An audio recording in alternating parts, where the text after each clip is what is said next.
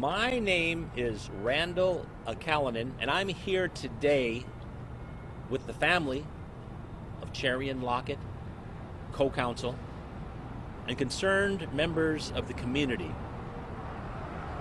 And we have filed a lawsuit, a federal civil rights lawsuit in this very building right here to get to the truth.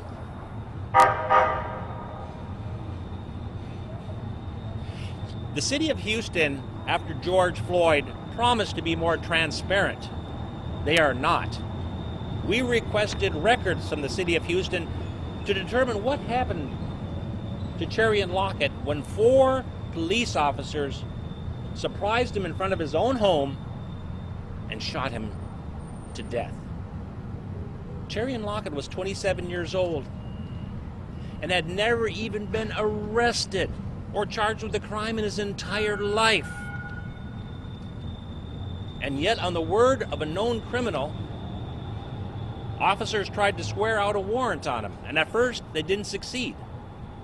And they went back, and they did get a warrant for his arrest. And if you look at the information, you see it's full of just totally ridiculous things. First of all, nothing was stolen, that's admitted. Secondly, no one was injured in the alleged crime. That was admitted as well. And there was 2 months from the time this alleged crime occurred until Charion Lockett was killed. Why didn't one time the officers come and visit Charion Lockett, who they could see just by looking up his record that he had no record, that he'd never been arrested before, that he was law-abiding, that he had a degree, a bachelor's degree and a master's degree. He was studying for the LSAT. He wanted to be a lawyer. Charion Lockett was no criminal. His accuser was a criminal. And the city of Houston and the police department is covering up. We sent a letter requesting all of the information, and all they could say was, well, we're going to ask the Attorney General because we don't want to give it to you. All this after George Floyd, when they promised there would be transparency. But instead, what do? They take little bits and pieces of clips of videos and put it together and give that to the press and say, here's what the truth is. Well, that's not the truth. Taking little bits and pieces. Let's see the whole thing. Let's see the whole truth. And so we have filed a federal civil rights lawsuit to get to the truth. Next, we'll hear from co-counsel Taffoli. Thank you. I just want to say what a tragedy this case was, and what makes it a tragedy is the fact that these conduct and the activity of the police officers was preventable. They could have interviewed this young man with no criminal record and made an attempt to bring him down to the police station without pulling up, guns drawn, to arrest him. They could have secured a warrant based upon credible information if it was available. But instead, they chose to secure a warrant based upon false, misleading, and incorrect information. In the United States of America, you have a Fourth Amendment right against unlawful searches and seizures. We believe that in this case, Charion Lockett's Fourth Amendment rights were violated because the police officers did not have probable cause for his arrest. There's several things that are wrong with the warrants in this case. First of all, the signatures on the first warrant and the signature on the second warrant are questionable. They don't appear to match.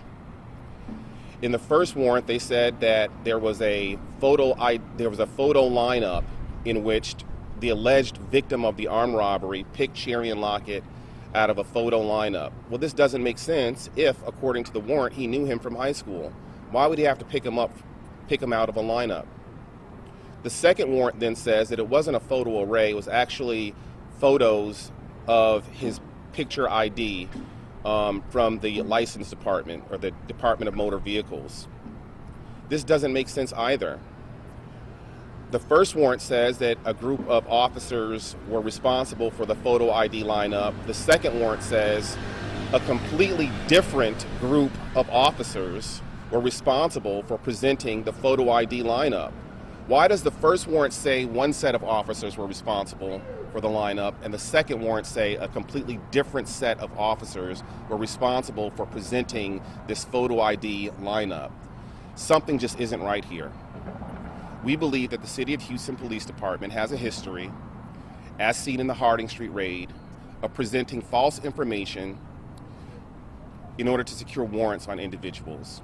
We believe that this is one of the reasons why this incident was preventable. Our goal here in filing this lawsuit is to seek justice and to seek the truth. We are all patriots. We believe that one of the most patriotic things that you can do in the United States is hold our government accountable according to the Constitution, which was written to protect and defend the individual rights of citizens. And that is our aim. We want the truth, and we want to hold these individuals accountable. We're calling on the United States Department of Justice to initiate their own investigation into this matter, because the police department can't be trusted in situations like this. This is not the first incident in where a warrant has been secured based upon false information and individuals have consequently lost their lives.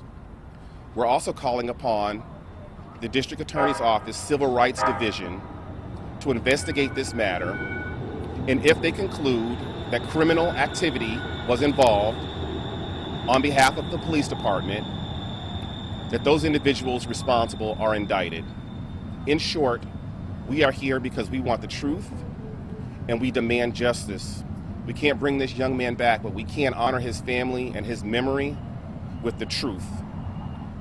And by holding the individuals responsible for this callous, cold, unnecessary act. We're here with the family who's still mourning the loss of this young man, and the entire city of Houston mourns with him. We pray that individuals watching this or reading the stories about this young man remember that he had a master's degree, a bachelor's degree. He was studying for the LSAT. He was a church-going young man who was loved by his family and his friends. And there's a strong community of support behind this young man, and we all seek and demand justice. That's all. Thank you. Next we'll hear from Mike Bowie. Thank you. Thank you, Randall. Hello, my name is Hai Bui. I'm the founder of We the People Organized. We were founded 3 years ago after the Harding Street raid in support of the Dennis Tuttle and Regina Nicholas. The three things I want to highlight about and why I'm supporting the family in this situation. Number one, it is very similar to the Harding Street raid. Number one is the situation that's previously presented about the warrants. This is a mess. Number two, when the police showed up, they did not say, "This is the police." You know, same thing with the Harding Street raid, no knock raid. They just barge in. Here, same thing. They would not say police, hands up, or whatever. Nothing. And the third thing I like to bring out is what in the lawsuit. The key word here is pattern and practice. I want to read it to you. There is a pattern and practice of using excessive force, condoning excessive force, and keeping excessive force details and investigation quiet to hide the lack of discipline. There is a pattern and practice of charging suspects with resisting arrest, failure to identify, assault on a peace officer, and other crimes to cover up excessive force. Again, pattern and practice, and that's what the DOJ is looking for. So I support fully that the DOJ please investigate HPD with the Harding Street raid and also this case. Thank you. Thank you very much. Now that we've filed a lawsuit, and we've served the other side, they've lawyered up, of course, and they didn't give us a lot of information or wouldn't tell us facts. But we did bring the mother of Charion Lockett, Ms. Lewis, here today. If you have a question about what she wants accomplished or something like that, that would be fine. We don't want to get into the facts now that a lawsuit has been filed. But if you'd like to come in front here, Ms. Lewis, and maybe I think one of the reporters would like to ask you a question, maybe. Or if you don't, that's fine too. How have you been doing the past month and a half, 2 months? I've been trying to hold up. I've had the support of the community, the family, the friends, the church. Everybody has been supporting Charion because they know that Charion was a well-educated young black man that was a big support to the community and the society. He was not only big on family, he was friends, and he was also a mentor. I just want to say, you know, I want justice for my son, and those that were held, that got us to this point, to be held accountable. Thank you very much. Thank you.